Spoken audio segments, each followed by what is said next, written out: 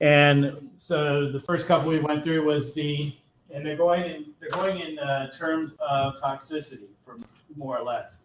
We had the very first ones were the ones that break up the cell wall, right? And that's great. Very low toxicity because we don't have cell walls. Worst case scenario, wiping out your normal flora, potentially setting up a secondary infection. But for the most part, drugs that actually take out the cell wall are going to be low toxicity, and they're also bacteriostatic, right? And that means it stops new growth. Doesn't stop the growth that's already there.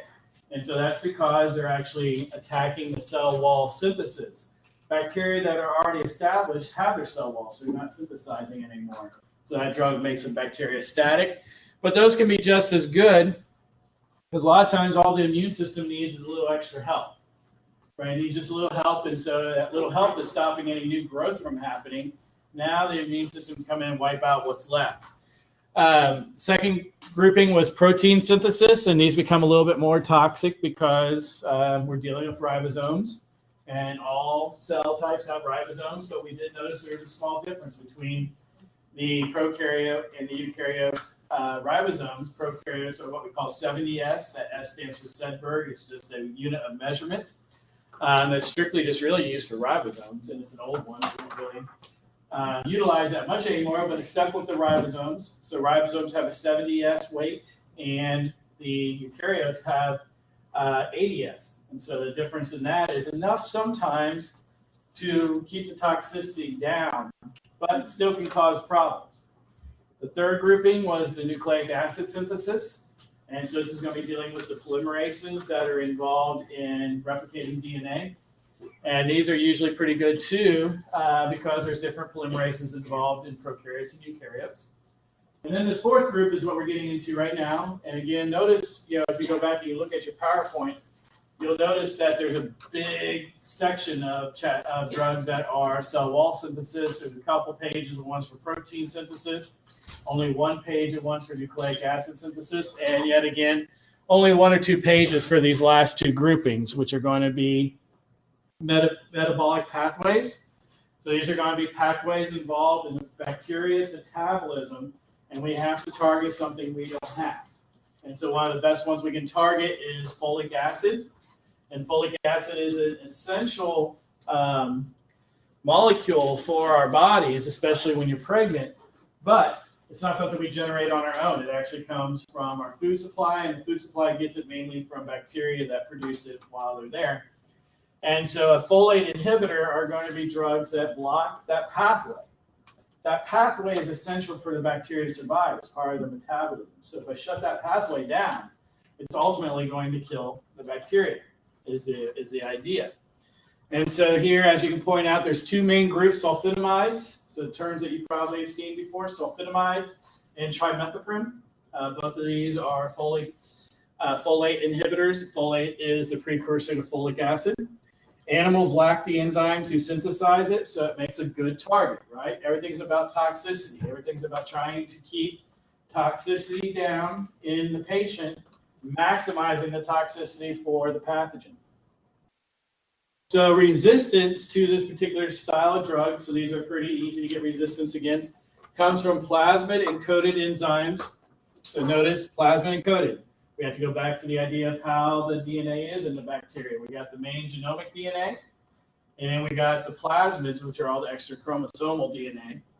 So it's a plasmid encoded enzyme with lower affinity to these drugs. So in this case, the drug just doesn't attach to that enzyme as well. So the bacteria has found a way around some of these drugs when it becomes resistant to them by changing the affinity, how well that drug binds and blocks the enzyme. It changes the enzyme up. And now these drugs become useless. The bacteria becomes quote unquote resistant. I'm really quick. So you said there's basically these four main groups. Five. Yeah, five. Yeah, we got cell wall synthesis inhibitors, protein inhibitors, nucleic acid inhibitors, metabolic pathway inhibitors, and then ultimately cell wall or cell membrane.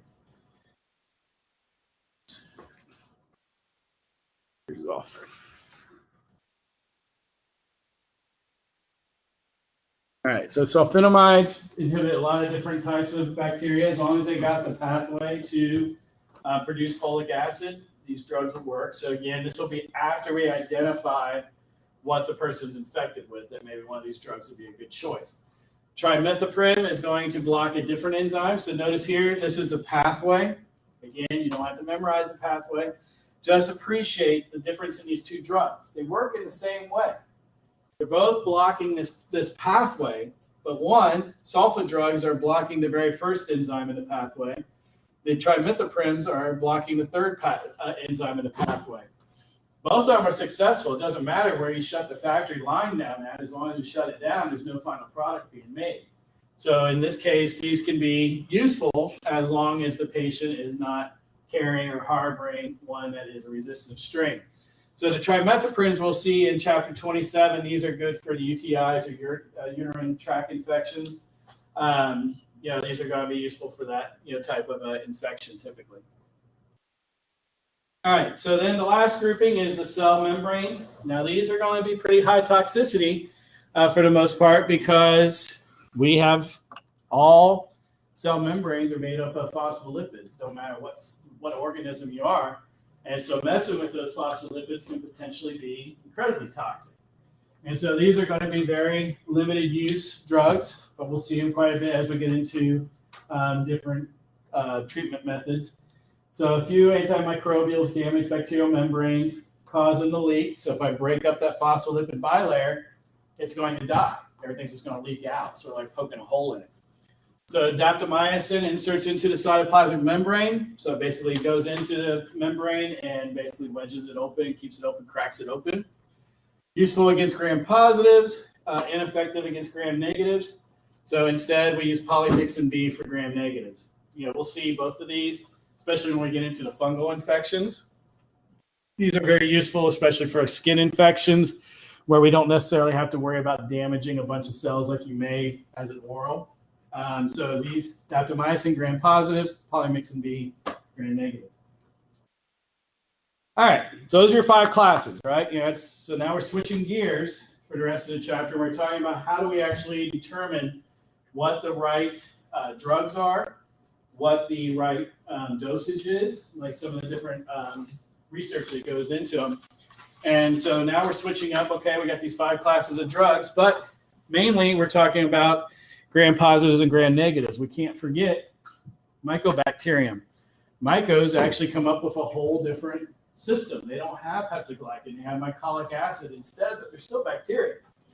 And so very few antimicrobials are going to be effective against the Mycobacterium because of that mycolic acid cell wall. Very waxy, and therefore it's very difficult for a drug to get through the cell wall, as well as the cell wall inhibitors are going to be useless because they are against peptidoglycan, where these have mycolic acid instead. Waxy cell prevents entry. Growth is slow. The other problem with Mycobacterium, as I said before, many of the other pathogens that we cover in this class are going to have generation times of just less than a half hour, in optimal conditions. The Mycobacterium are days. They're very slow growing. They have that waxy cell surface, so it becomes very complicated to actually clear them with standard drugs. So there's a group of 5 medications that are preferred. These are what we call the first-line drugs.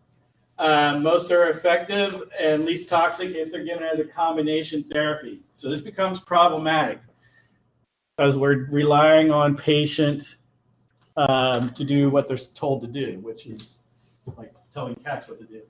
Right? All right. So ultimately, given a combination therapy, that's going to be the most successful, but we have to make sure that the patient is taking them on time, taking the right combos, making sure that they're not letting them go empty. Because again, slow growing, difficult to get the drug across. We have to keep the drug levels in their blood as high as possible for a long period of time in order to ensure that we're actually killing off these bacteria.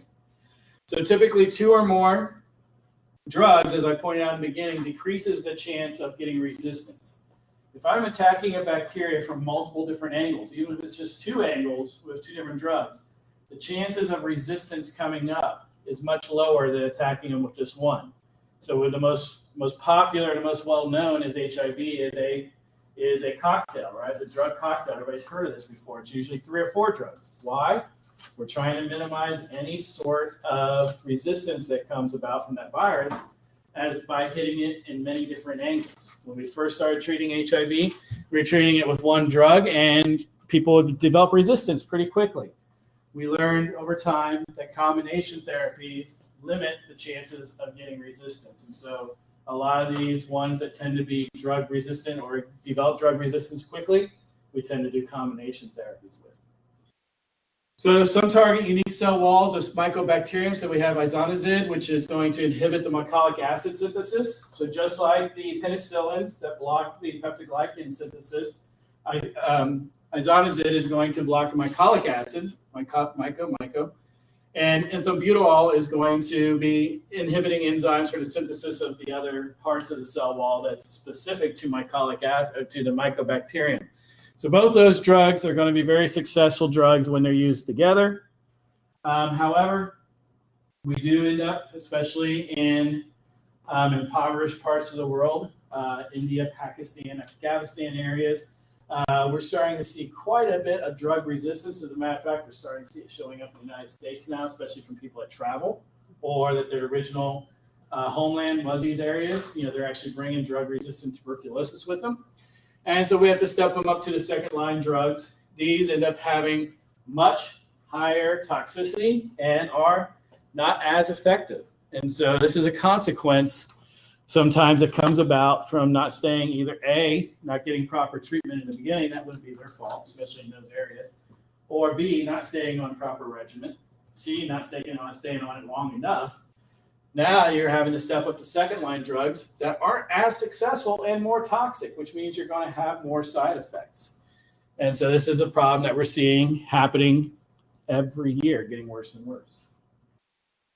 So how do we determine if a bacteria is actually, if this drug is a good drug for any given bacteria? Let's say I want to test this new strain that we just got out of this patient, and we're trying to figure out what drugs are going to work best on them. The way we used to do this, now a lot of it's all done animated or automated now.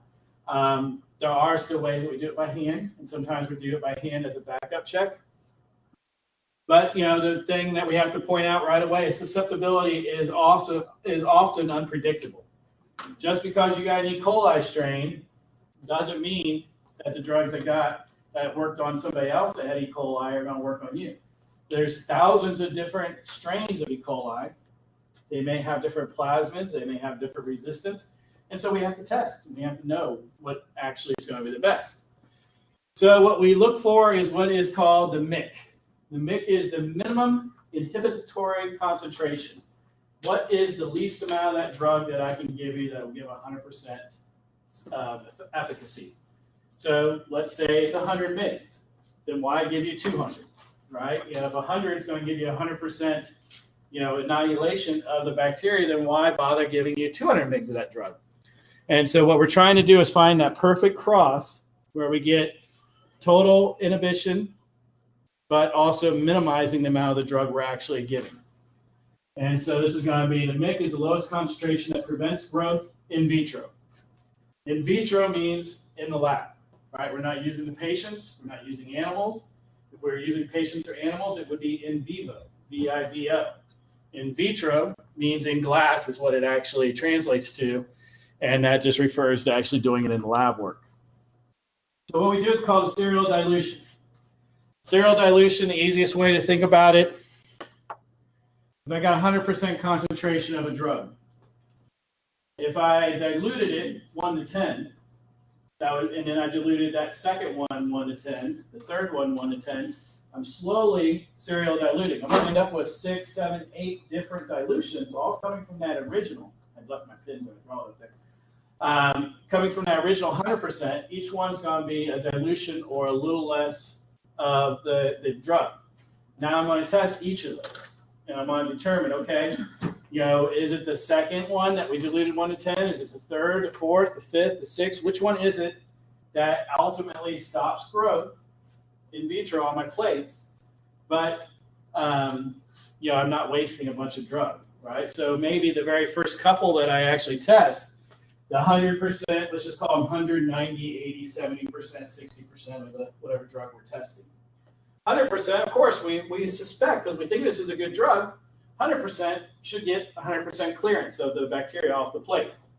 90% probably still clears. 80% maybe it still clears, but maybe 70%, now we're seeing 1 or 2 bacteria popping up. So now we're going to have to test between 70 and 80. We know 70 is too small, 80 is too much. So then we'll go in and we'll just test between 70 and 80%. Maybe we'll have 71, 72, 73, 74, and we'll test those. And we finally find that right percentage that ultimately gives clearance. No bacteria growing, but we're also getting the minimum amount of that drug. All right, so that's how we do that. We're just going to basically have to start from scratch and work through it and try to figure out which ones actually work the best. Now, inhibition does not necessarily mean successful treatment. Just because it works in glass doesn't mean it's going to work in the patient. One of the running jokes that we had for many years when I was working in research was that I could cure a mouse of just about anything. But when we switch it over to a human, a lot of times the drugs are useless. We see that in clinical trials. There's when the FDA does drug trials, they do stage 1, stage 2, stage 3, and sometimes along the way, the drug fails or it doesn't get the same success it was getting, and it never gets actually brought to market. Then this is why drugs tend to be expensive. There's a lot of work that goes into them. For instance, here these techniques are very precise. But think about how much work it is. Very labor intensive, especially if you're just dealing with yourself or maybe yourself and another person in the lab trying to do all this work. It could take you weeks. So imagine the amount of hours, imagine the amount of time. So therefore, it's going to be expensive. Imagine multiplying that up to a brand new drug that is incredibly effective. Everybody thinks they should have access to it. But then they get mad because the price tag's $30,000, for a month's supply or something. Well, it costs a lot of money to bring these drugs to market in order for them to pass all these trials, years and years sometimes for some of these drugs to get to market. And then ultimately they're trying to recoup their costs, because all that was just sunken cost to bring that drug to market. Am I saying it's right? No. I'm just saying realize that this is what sometimes is involved. There's a lot of work, a lot of research sometimes that goes into them.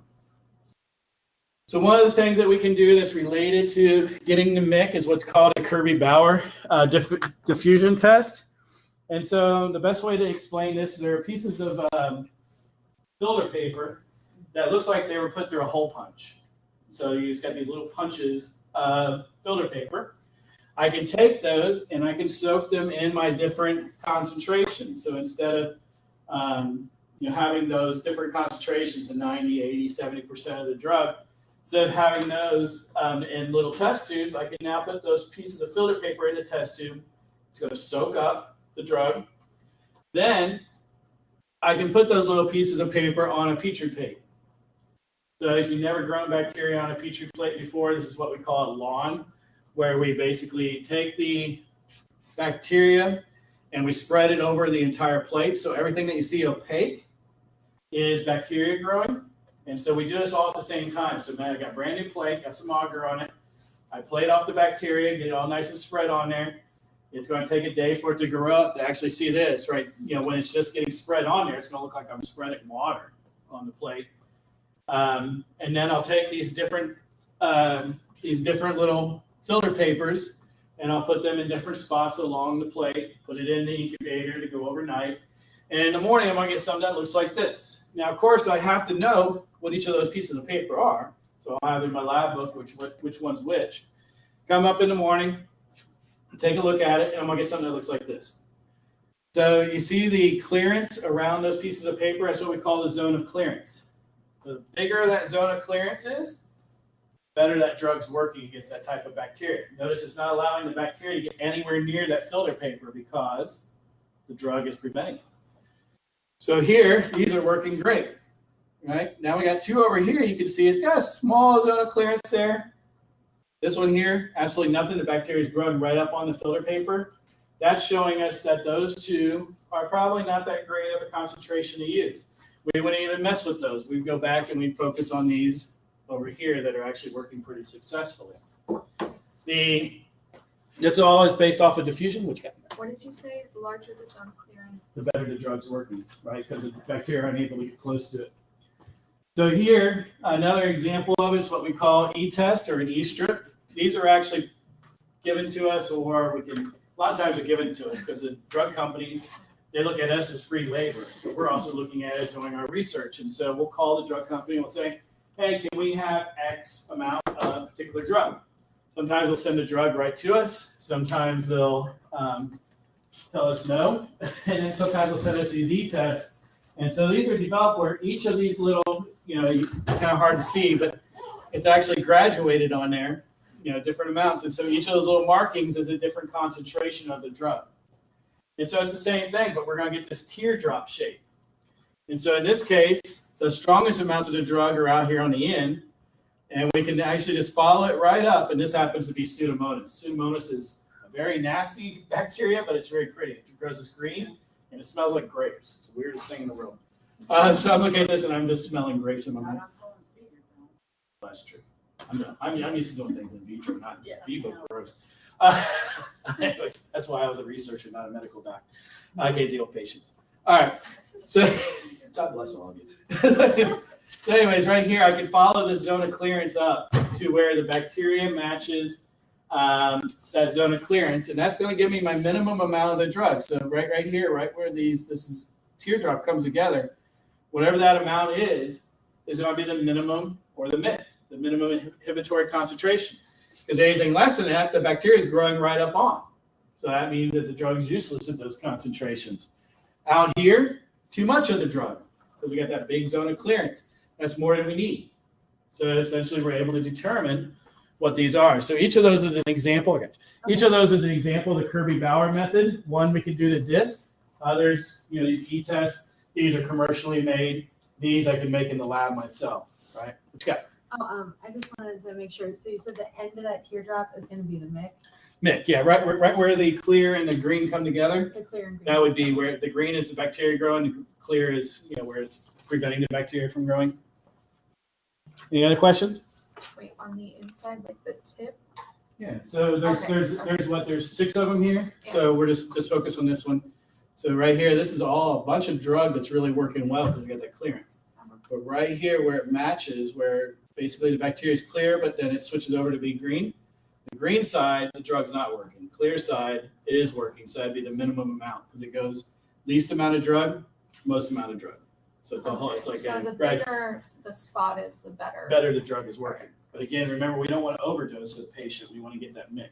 Right, okay. All right, so commercial modification, as I already pointed out, science is growing leaps and bounds. I mean, it's amazing to think about the things that I learned when I was sitting in your seats versus what reality is nowadays, and then thinking about what it may be 15, 20 years later from now. One of the biggest things that's happened in my time is everything's become commercialized and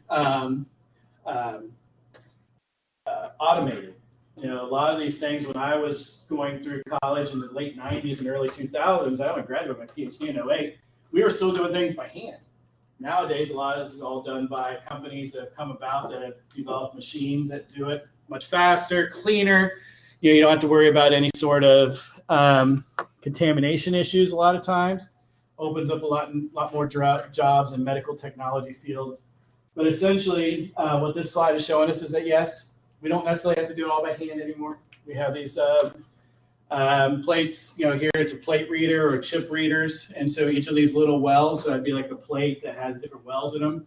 Each of those wells, we'd have to fill by hand, but we could put in the different concentrations of the drugs right there, put that chip in the machine, and the machine will read it for us and let us know what the MIC is. So it ends up being a lot faster. Again, sometimes it's easier to do it by hand or at least a backup method. So while this machine may be great to get us down to, okay, 72% looks like the right amount. Well, let's go back it up by hand and make sure. So still, even then, when we have automation, it's always good to go back it up and get further validation. All right, so switching the gears to resistance. We've already talked about this quite a bit, but here we're just going to speak about it a little bit more in terms of where resistance comes from. So increasing misuse of selects for resistant microorganisms. Increasing use of what? Antibiotics, sorry. So increasing antibiotic use, Again, giving it to people that don't necessarily need it, which we're actually fixing a lot of that now. And misuse being using it when you're not supposed to, or maybe you got 10 days worth and you only take 7, or you're doubling it up, going, oh, I forgot to take yesterday's dose, so I'm going to take yesterday's and today's at the same time. Misuse, and it doesn't work that way. And so most of the time. So here, just some, the first one is just telling us a fact. Only 3% of the Staph aureus strains originally were resistant to penicillin. And this was only 60, 70 years ago. Only 3% were resistant to penicillin. If you came in with a staph infection, we just give you penicillin and be done with it. Now, over 90% of the staph infections that we see in clinics are actually resistant to penicillin now. So we actually already have to step up to 2nd and 3rd gen drugs, which is what makes staph infections scary. We're using hundreds of tons of antibiotics. And where do they end up at? Anybody thought about this before or heard about it? Water supply. What do we do with drugs when we don't need them anymore? Right. Where do they go? They go to landfill. What happens to them then? They dissolve. They get into the water supply. They get into the groundwater. Now that water you're drinking is actually got antibiotics in it. And so this becomes another problem where we're seeing antibiotics. This is why you go to Walgreens, you go to CVS, wherever you may go. They have the bins now where you can unwanted drugs. That's to try to minimize the amount that's actually making it to the landfill. Not necessarily. Yes, it's also taking them off the street for people that may misuse them, especially narcotics. But at the end of the day, it's actually there for the antibiotics just as much, because they'll be properly disposed of. Proper disposal involves, incineration, burning them up. Where just throwing them in the trash or dumping them down the toilet, you're just putting them right into the water supply. And that's something that Sewer and Water Board, no matter how good they are, let's pretend that we're not living in New Orleans, they can't clear that. That's not something that the filtration systems that they use in modern day sewer and water plants actually can pull the antibiotics out of the water. And so it becomes a serious issue that we're seeing nowadays, and something that's been being addressed for a better part of a decade. So hundreds of tons are used every year. Antimicrobial resistance is alarming. It impacts the cost of the drug because, yet again, we have to increase the amount of research going into these drugs. We have to deal with bringing new drugs to market. And then we have complications. Somebody that has to deal with an infection longer now because they have to be on some different drugs, it causes complications. It could cause secondary infections, could cause other problems to arise. And it also complicates the outcome of treatment. How is it that, are we sure that we're going to be able to clear it? Or is this poor patient going to end up on the wrong end of the ground, essentially? I'm trying to remember what I was trying to say. Impact of cost, right? So the impact of cost here is going to not only be the cost of the drugs, but the biggest cost in healthcare, does anybody know? Well, but that also goes to the cost, the other bigger cost. Cost is time off of work, cost to companies, cost to your employers, cost to you when you can't go to work to be able to make that money, especially when you don't have sick leave. So the biggest cost is actually to the poor patient and the places that they work. And so that's where we see the biggest drain on the medical field. Yes, medicine is expensive. Yes, healthcare is expensive. Yes, we keep trying to fix it. Sometimes things work, sometimes don't. But at the end of the day, the biggest cost is actually, to corporations. So dealing with the problem requires understanding mechanisms and the spread of resistance, and that's where it comes into you all, especially those of you that want to be on the front lines and be working with patients, is that you have to understand these things in order to make sure that you're telling the patients the right thing, that you understand it right yourself, and that'll help you be able to explain it to others. So some mechanisms of how they acquire resistance. This is just a laundry list, so not all of these are going to be true for every single bacteria, but in certain situations, these are the more common that we see for acquired. Acquired meaning that they're gaining it from the outside somewhere. So drug inactivating enzymes. So they pick up these enzymes somehow. How are they picking them up? Remember we talked about the bacteria are able to do conjugation where they're able to move the plasmids from each other through horizontal transfer. That's how most of this is happening. So in this case, drug inactivating enzymes shut down penicillin through penicillinase, chloramphenicol acetyltransferase shutting down chloramphenicol, These are just two examples, right? These are just examples of some of the things that happen. So they pick up the genes that help them develop or help them have enzymes against the drugs. Alteration of the target molecule. If I keep getting blasted at the same spot as a bacteria, change that spot, change it up. We see that through mutations. We see that through flu, especially, like we talked about that last week. The flu virus changes or mutates quite a bit from year to year, causing us to have to get new vaccines every year. Well, that's changing the target molecule. The molecule changes, the drug doesn't work anymore. Decreased uptake. If the bacteria recognizes that it's bringing in something toxic, shut down that pump, shut down that pore, shut down that channel, whatever it might be. And that's going to allow it to then minimize any of that drug coming in. And so once it learns this, or it gets pressured enough, it can develop, shut that pump down. Then it transfers that information to its genetics to its progeny down the line. You said it was horizontal transfer. Would this be considered horizontal transfer or just? These are the outcomes of horizontal transfer. Oh, they're out. Right. So these are going to be horizontally transferring, and then these are going to be outcomes of some of the things that they pick up that they acquire to be able to do. Okay. And so these are how they can do that. All right. So decrease uptake of the drug. Again, shutting down the pumps usually that bring the drug in. Increase elimination of drug. The opposite. Turn the pumps on and pump that drug out. If the bacteria can do that, it can basically turn the pump on and pump all that drug back out to the outside. If it recognizes it's negative. So this is going to be, just again, some examples, some generic examples of ways that bacteria develop resistance and some of the developments that they actually get to allow them to be resistant. Now, the opposite of acquired is spontaneous mutations, right? Acquired typically going to be, as she pointed out and reminded, is horizontal transfer, moving those plasmids back and forth. Spontaneous mutations are going to be exactly what it sounds like. Spontaneous. They just develop. Sometimes it's because a guanine changes into a thymine on the DNA, and now all of a sudden it's able to do something different. Or it could be, an A changes to a C. These are spontaneous mutations. These are going to occur during replication. Why? Because that's when the DNA is being replicated.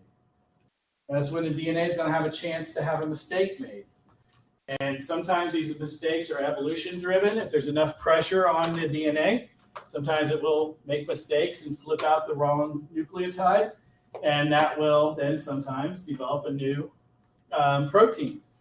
And so just a single base pair change, one, is enough to change the encoding of the ribosomal protein, so the protein that's making the ribosomes, to yield resistance to streptomycin. So just changing one nucleotide.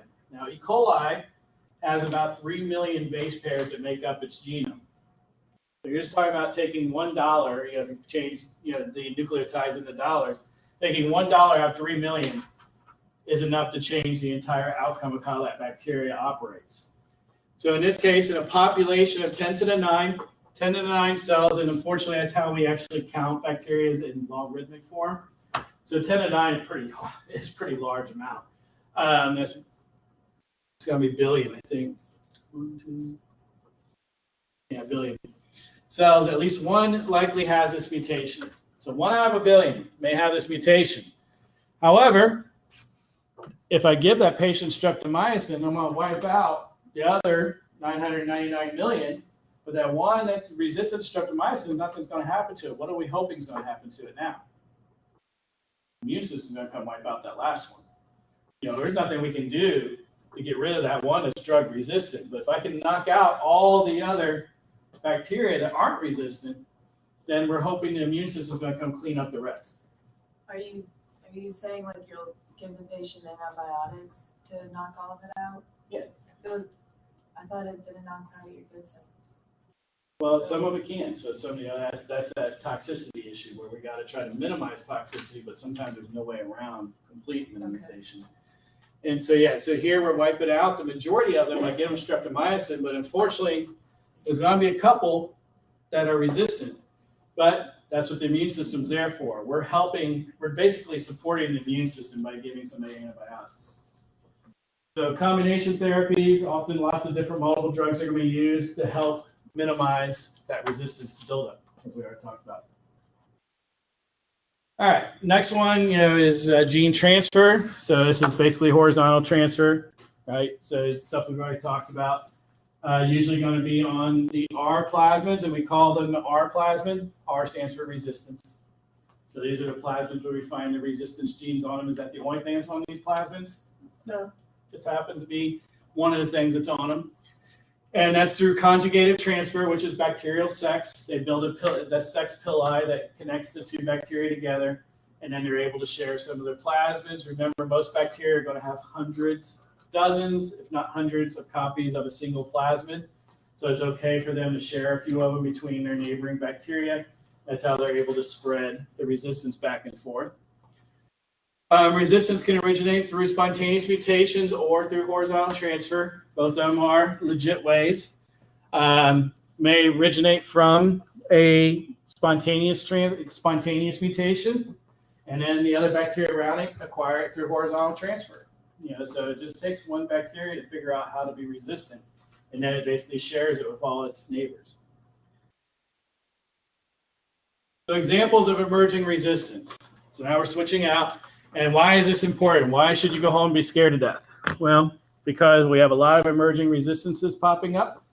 We're seeing a lot of things that we haven't seen in a while. We have a polio-like thing. Have we seen this? You're right. Yeah, I've seen a bunch of people. Right? Yeah, this is a problem. It's not polio. They actually haven't been able to isolate what virus these people actually have, which is crazy. But we're seeing it. We haven't seen polio in decades. At least in the United States, I've seen it over in Africa.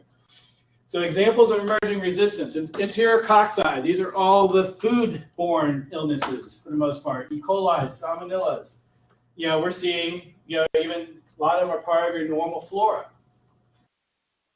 However, common cause of healthcare associated. Remember, healthcare means while you're admitted in the hospital. The other ones are going to be community acquired. That means just getting it wherever else you're at. They're not as susceptible to a lot of the antimicrobials. So if you end up with a drug-resistant enterococci, it becomes problematic. They're not going to have the ability to use most of the first-gen drugs that are against the cell wall. And so a lot of times we have to go straight to vancomycin, which is the IV form. But in this case, some of these are actually vancomycin resistant.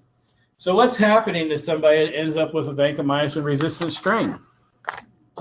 Succumb. Yeah, they're going. They're going to have a tough road to recovery, right? It doesn't mean that they're guaranteed to die. It just means that their immune system better catch up because the drugs that we have available are not working, and we're going to have to move up to second and third gen. Now we're basically dealing with palliative care issues. Yeah.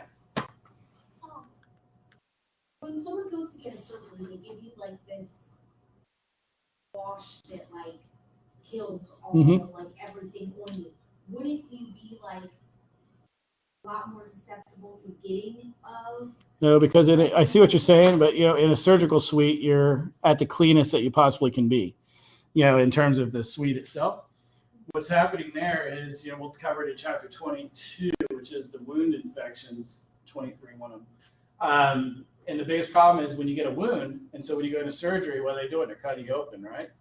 Well, if we can clean off all those bacteria that are just on your surface, it minimizes any chance of them becoming opportunistic and getting into the open wound that is open. But you're right. In the grand scheme of things, yeah. Huh? But then, once you're in recovery, you don't have. Remember how fast bacteria grow, though. They grow every 20 to 30 minutes. They're replicating. So you'll recover. You'll recover pretty quickly. But the thing is, it's always greater good ideas. Just like the toxicity, trying to minimize toxicity. Yeah, we're going to get toxicity, but we want to get those mixed, the minimum amount to minimize toxicity. In this case, cleaning you off with an antimicrobial is minimizing any chance of opportunistic infections. So it would be really rare for a really bad virus or something to get. Yeah, you really don't have those issues in a functioning hospital. Not to say all hospitals are functioning well. All right. Okay, so Staph aureus, again, I'll point this out probably a couple more times. My favorite bacteria, just because it's just nasty in all types of ways. It's a good nemesis to have. All right, so most penicillin-resistant strains include penicillinase. So remember, that's just the enzyme that blocks penicillin. New strains also have ability to be resistant to methicillin. So this is what we call MRSA, right? Methicillin-resistant Staphylococcus aureus. And that's scary enough. But then we got healthcare associated. So we put the HA in front of it.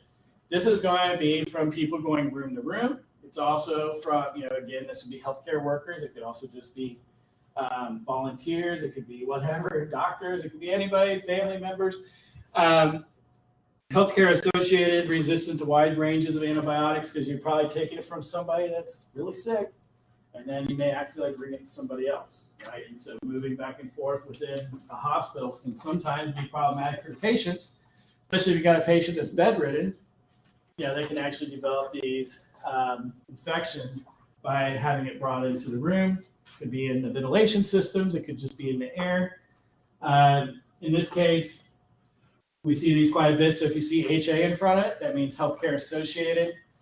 MRSA, so that's usually worse than community acquired. So is MRSA actually considered like an actual diagnosis or disease? Because I have patients come in and say, "Oh, I have MRSA." I mean, is that like an actual? It's something that would be on the pathology report, but it's not an actual. The actual infection they have is a staph infection. Right, because that's what I'm trying to explain to them. Yeah, I have MRSA. You had a strain that's resistant. Yeah, you're right. So wait, I had MRSA at one point in my life, and I had to it was a long, long time ago, and they had me whenever I was in the hospital, it was 3 or 5 years they had to have me in an isolation. Because they're trying to minimize the healthcare associated. They're trying to But why minimize. so many years?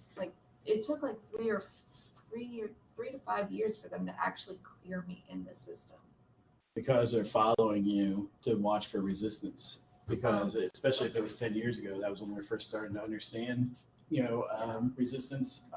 And so they were using you as I don't want to say a guinea pig, but they were using you to monitor, and see if you redeveloped another strain or because, there's no way, I can't.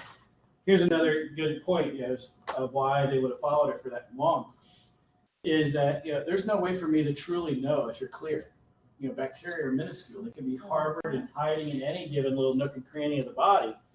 All we know is going off your signs and symptoms, right? If you tell us you feel healthy and your titer levels are coming back, your white and red blood cells look good, you're not complaining anymore, you feel like you're great, fine, you're discharged, right? We don't want to keep you there any longer than you want to be.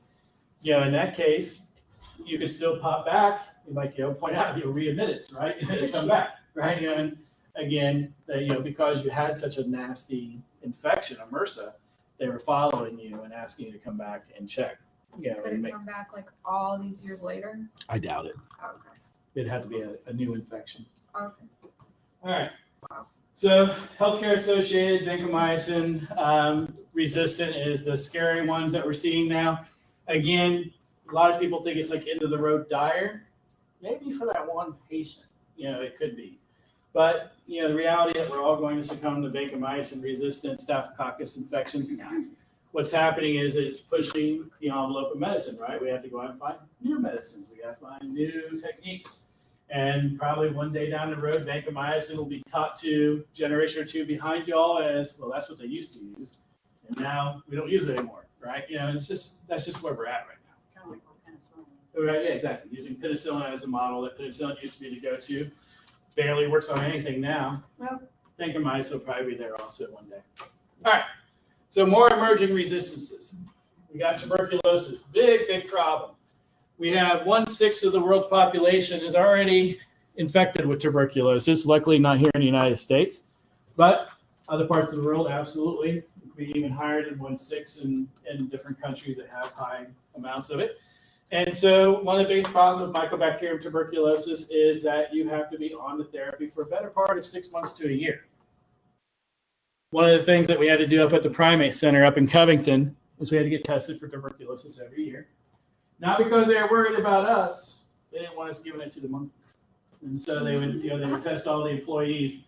And if you had tuberculosis, you had two choices: quit your job or go on to medication, right? So you get stuck on this medication that you later would pay for, and you'd be on it for 6 months a year. Now, you like me, you like beer, you like to have a drink at the end of the day. You can't with these drugs. So my poor friends that would get tested and come back positive, the worst part of their life was that they couldn't drink for a year. I was like, oh, that sucks. Luckily, I never came back positive. But anyway, 6 months or more of drug is necessary, has side effects, pretty nasty drugs. But one of the problems that we have, because you have to be on it for so long, and it has nasty side effects, is actually getting compliance, right? And making sure people are taking it. And when you don't go on compliance, or you're not compliant on a drug that you need to be on for this amount of time, we have problems with multi-drug resistance.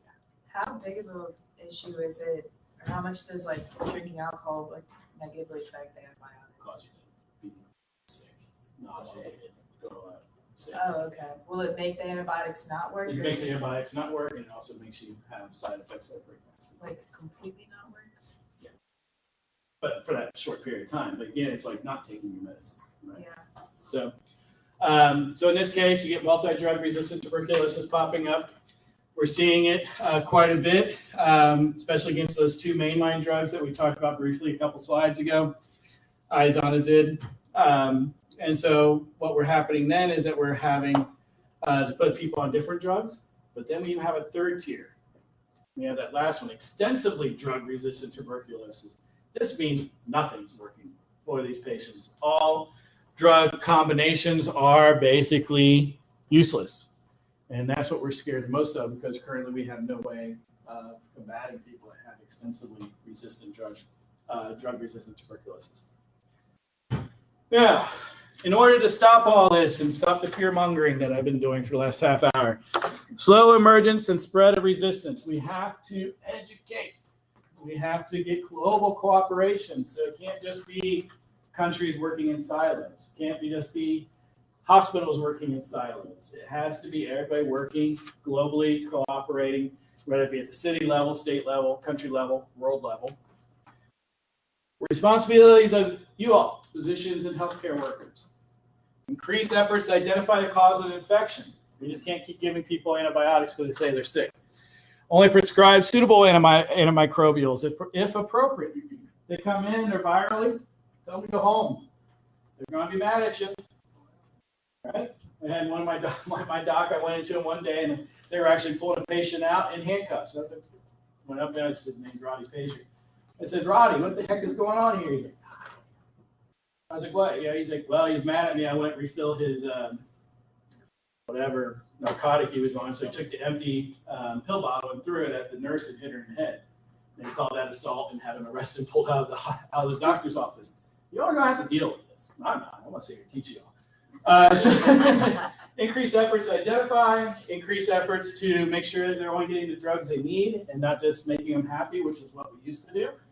It's just easier sometimes to give a patient a script, even though you knew it may not work, and get them the heck out of your office versus telling them no and then having them throw stuff at you. But educating patients about proper use too, not just give them a script, but saying, listen, you've got to stay on this. Listen, you've got to be taking it every day at this time. When? Now, biggest one is the herding cats issue, dealing with patients themselves, is carefully follow instructions, even if it's inconvenient. Essentially, to maintain the adequate blood levels. If it says you got to take it every night or every morning, there's a reason that you don't wait to take your morning in the afternoon. Because what's happening to the amount of drug that's in your blood? It's plummeting during that time. Taking it at the same time every day is going to guarantee we're keeping those minimum levels. Remember, we don't want to give you more of the drug than you need.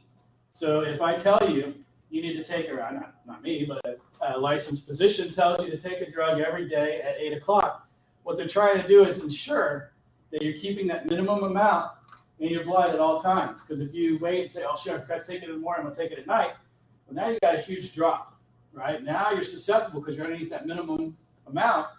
Then you double up your dose. Well, now you're way up here. You need to be here in the middle, right? So taking more or taking less is never a good thing.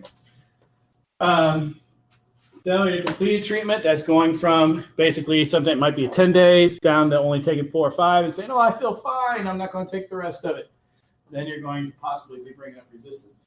So if you do miss a dose like at nighttime and then you decide like in the morning to take double your dose, that would like push you over the limit and wouldn't You like might have level you toxicity out. issues, it would level you out. No, that's not how it works. Oh, You're just starting to put on prescription bottles if you do not double Do up. not double up, yeah. oh, so you just wait and You call the physician, call your pharmacist, you know, Just and, take and your next ask, dose. or, or just take your next dose as it's ready. But again, Mm. having it drop down, you're possibly building up resistance, because you gotta remember, Right. bacteria can replicate every 20, 30 minutes. So if you missed a dose by 24 hours, that's Right. almost 48 generations of bacteria that are now able to grow, right? So you see how the problems Yeah. start mounting? Wow. All right. So important to educate the public, right? You used to have to put this up in big red letters, but I think I've made it clear for the rest of the semester and continue to. Antibiotics are effective against viruses, common cold. Just go home and get some rest. Misuse is going to drive resistance. Global impacts of use of antimicrobials. Overuse is a worldwide concern. Sure, we can train here. But I'm still dealing when I used to work, 8, 9 years ago, I was working in the jungles of Congo and whatnot. I'm dealing with them thinking I'm there to make them sterile, and then I'm trying to keep them from having children, and that the white people are coming in to take over the country. I can't convince them that we need to take the antimicrobials correctly when I'm still dealing with, spiritual issues that they have in their particular little villages and whatnot. So here, there's no political boundaries. This is something that has to be understood in every single country, is that, this is a problem that one person in the middle of India that gets extensively resistant tuberculosis and then flies on a plane to the United States could be a problem, right? Everybody used to tell me when we're working on Ebola that, oh, you don't have to worry about it because it'll never get to the United States. 2014, it was proven wrong, right? We had nurses and doctors that went over and got sick, and where did we bring them to? Brought them to Boston, brought them to Dallas. And then they're calling me, Pentagon's calling me, people at Pentagon calling me going, hey, can you come back and help us with this? No, I'm happy at Delgado. I don't need to be going back over there. Especially with outbreak, especially since you all screwed it up, right? So in this case, I'm not going to be part of that team anymore. Antimicrobial drugs without prescriptions. We have senior citizens, because I originally hail from Ohio, so Canada is not too far away. By bus, you can cross over in Detroit, about 2-3 hours away. And what do? Senior citizens all get on a bus together, drive across the border. Why? Because they don't need prescriptions to pick up a lot of these antibiotics over there. It's cheaper. The same thing they do in Texas and California. They cross over on a bus, they charter a bus, and they go over to Mexico. Why? Because they allow it without prescriptions. I could walk into any clinic over in Africa and get about any drug I wanted. They didn't carry this. They like, what you need. Really? Sure. I want this to put in my first aid kits. No problem. No prescription. So again, yes, we see that as a hurdle here in the United States, but it's a proper regulatory procedure to ensure that people aren't getting drugs they don't need and causing bigger issues. But other countries don't see it that way. Also, something that's actually being fixed quite a bit nowadays is limiting the amount of antibiotics that are in the food supplies. So, it used to be, when we started developing these mass farms, and if you've ever been to one, they're pretty disgusting. Thousands upon thousands of chickens all shoved in one barn together in these little cubicles that they get. Well, the fear is one chicken gets sick, could wipe them all out, right? So they just automatically put antibiotics into their food to minimize any chance. But what then happens to the antibiotic? Weed. Right? So a lot of times you'll see on Met, if you go out, next time you Winn-Dixie, Rouse's, wherever you shop at, look at it, it's antibiotic free. Those are usually more expensive cuts of meat, because those meats aren't mass produced. They're more free range. They can still use a minimum. Oh, like a really very minuscule amount? Well, FDA made it up, so you tell me if it's minimum or not. That's part of your perspective, right? Some people want 0. Others are like, oh, that's fine. But if it is a really small amount, would it affect you? It's still a drug in your system. Yeah. Anyway, all right. So we see these things, and then we also see that there's some backfire that comes from minimizing the amount of antibiotics. We just had a chicken recall. We just had a ground beef recall just last week, right? Because sometimes these antibiotics aren't in there, and sometimes we get these problems. But I digress. Now moving to antivirals. So I got 15 minutes and 7 slides, so I want to see if we can finish these up. Viruses. So everything we covered from slide 1 to slide 35, for the most part, was talking about bacteria. All right. The last few slides we're switching over to the other pathogens. So in this case, you got the antivirals. So viruses are difficult to target selectively. First thing we got to remember about a virus is that they're inside the cell. So not only do I have to get the drug to the target, but now I got to get it inside your cell, and I also got to minimize the toxicity. I can't have toxicity issues that kill your cell because it's a useless drug. So viruses are a lot harder to target. So a lot of what we're going to do is go after some of the things that they have that we don't have, just like we do with bacteria. So one of the biggest things, as we talked about before, is HIV is what we call a retrovirus. So it actually can go from RNA. It's an RNA virus, but it goes backwards and makes DNA when it gets inside your cell. And so that's what we call a reverse polymerase. Polymerase is the enzyme that takes it from DNA to RNA. A reverse polymerase goes from RNA to DNA. That's something that nothing besides these viruses actually have on board. There's no, most other cells, all other cells, all other bacteria don't have reverse polymerases. This is something unique to this particular family of viruses. And so that's a really good one to target. We also have some of the parts that actually allow it to recognize what cell type. So remember, again, just because we talked about so much, HIV goes after your CD4 T cells. If I can hide CD4, then the virus doesn't know what cells it's supposed to infect. Now it's on the outside longer. Other drugs can then wipe out the virus. So if I can keep it outside the cell by blocking entry, then I have a better chance of eradicating the virus. And so some of them are actually going to also block entry.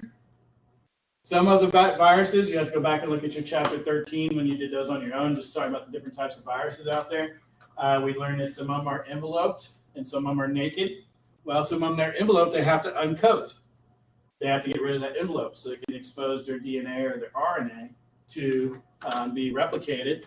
So if I can block uncoating, again, you can look at this whole slide here. It goes through all the different types of antiviral drugs out there that interfere with viral replication while minimizing, at best we can, toxicity issues. So we go through each of them here. Entry inhibitors, there's 2 different drugs there that we use. Both of them are mainly HIV drugs. So when we talk about the cocktail, this is one of the parts of the cocktail is an entry inhibitor drug. We have the viral uncoating. This is going to be important for ones that carry virus envelopes. So one that we talk about a lot is influenza. So Tamiflu or Theraflu, what's the one that's, one's a T and one's a Tamiflu. Yeah. So that one's a viral uncoating. One of the things that people talk about is, why would you get Tamiflu? Well, the problem with Tamiflu is that if you don't take it within the first 24 hours, it's useless. Why? Because the viruses have already uncoated. And so, it's something that there's a very finite window that this drug is useful. But if you do take it during that window, is it going to stop you from getting the flu? No. It's going to minimize the number of days you have it. And so a lot of people get confused. They go, well, I took Tamiflu and didn't do anything. Either you took it too long or you took it too late, or you didn't recognize that it doesn't stop you from getting sick. It's just going to minimize. So here, prevent or reduce severity. But the problem here is that viral strains easily develop resistance to it. So really something that is acute, like flu, is about all we can use it for. Chronic diseases, it's going to be completely useless pretty quickly. Resistance is going to pop up pretty fast. Nucleic acid synthesis, blocking the ability of the virus to actually make new copies of itself. That's important, right? Because what all that a virus is doing, one virus gets inside your cell, replicates up billions of numbers, and eventually no more viruses fit inside the cell and the cell bursts. Now all these billions of new viruses go out and infect other cells near you. So by blocking the ability of the nucleic acids to actually even synthesize, it's going to be important. But it's going to have some toxicity issues because we also synthesize DNA. And so we have to be careful how we actually do that. So the most important one is acyclovir. Acyclovir is the HSV medication. So whether it be cold sores or genital herpes, it works on both of them. Acyclovir. So this is going to be the most important. But what is it that makes it less toxic for those? Herpes is a skin infection for the most part, and so it can be used as a topical cream, and it's going to minimize any damage to other cells because it's only going to be found on the on the skin surface. Some other variations of it there. So cytomegalovirus, which is a nasty virus that usually only happens either in a very young or very old immunocompromised. Ribavirin is for RSV. We'll see that in the respiratory disease chapter on Thursday, or today's Thursday, so Tuesday. Reverse transcriptase inhibitors that we just talked about. Two different types there. But again, don't sit there and memorize all the drug names unless you're just fascinated with them, because you will see them again in your pharmacy classes. But any test questions I would ask you on this particular chapter is not going to be asking you the specifics for any given drug. So don't sit there and waste your time memorizing all the different drug names. So here, integrase inhibitors. So what is some viruses, something like chickenpox, integrates into our DNA. So does herpes. They're both in the same family. They actually become part of our DNA, and that's how they go latent. So blocking their ability to go latent by doing an integrase inhibitor is going to be important for stopping certain chronic infections. Protease inhibitors, neuraminidase inhibitors, all these different ones. These are very specific to a particular virus. So yet again, this would take more time, more understanding of all different types of virus infections and how they actually work to know which drug is right. These are just generic. Here's a grouping of different types of drugs. What you got back there? So if someone had herpes and they just got it, and they took that drug after their herpes cleared, it wouldn't come back. A lot of these drugs, especially acyclovir, people are, that may have had one or two breakouts a month, or maybe every couple months, they're getting zero. Does it clear the virus completely? No. But we're getting close. I think we're within a few years of clearing it completely. Because herpes is forever, right? Currently. Yeah. Okay. Because I didn't know if you had herpes for 5 years, that's not going to work for you because it's already legal. Yeah, what's going to do is, integrase inhibitors would be very helpful at that moment, but the ones that block it from coming back out of latency, those are important because now it's locked in it. And there's a lot of examples, if you get into molecular genetics, there's a lot of examples of dead viruses that are actually part of the human genome, and they just got locked in and never got out. And so it used to be known as what we call junk DNA, just useless DNA. Well, now we're realizing that probably a reason it's still there, but we're also able to recognize it's viral, in its origin. A lot of information out there still that we need to know. Switching gears, eukaryotic pathogens, difficult to target. So this is going to be your parasites, your fungal infections, anything that's eukaryotic, and what makes it difficult to target? We're eukaryotic. So it's going to be really hard to find targets that are unique in a eukaryotic organism because humans are eukaryotic. So we're going to be even more difficult to find drugs that work good or well. So most antifungal drugs are going to target something called ergosterol. Ergosterol is something that funguses have that we don't. So almost all the antifungal drugs, any sort of Lamisil or Lotrimin or something like this that you get over the counter that's used for fungal infections, most of them are going to be targeting ergosterol. There's 3 different types there: polyamines, azoles, and alamines. Again, nothing I would ask any specific questions on, but if you want to know the different drugs, there they are. Each of them is going to be blocking a different part of the ergosterol synthesis. And again, just like blocking peptidoglycan synthesis, it's going to be problematic. It's going to be bacteriostatic, or not bacteriostatic, but it's going to basically block the funguses from making new generations, and so hoping that then the immune system comes in and clears it out. Cell wall synthesis, we can go after those because remember, funguses have a cell wall called chitin instead of peptidoglycan, so we can go after that. We can go after cell division. So if it's an actually particularly nasty fungus, most of the funguses are not very dangerous unless you're immunocompromised. And so most of the time we can do it with just some simple over-the-counter stuff. But if it ends up being something that's more serious, you're immunocompromised, then we have to step up the game, go into cell division, blocking cell division from happening. Nucleic acid synthesis, blocking it from happening. A couple different drugs there that are available if it's a particularly serious fungal infection. And then worms. Worms are something that we don't have very much research or development on. Why? We don't have worms in the United States, and so most of the pharmaceutical companies find no use in actually doing any research on them. And so they consider them what we call orphan diseases. They're diseases that only happen in places that we're not worried about, unfortunately, as Americans and an American company. So relatively little research because most parasitic diseases are in poor areas of the world where the medication, even if we made the medication, it would be unaffordable. And so therefore, the bottom line of a pharmaceutical company would be hurt by making any anti-worm medications. And so what we do have is going to block a lot of the pathways that are found only in the parasites, blocking their neurofunctions and hopefully killing them off.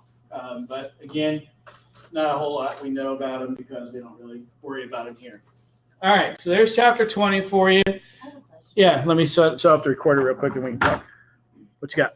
The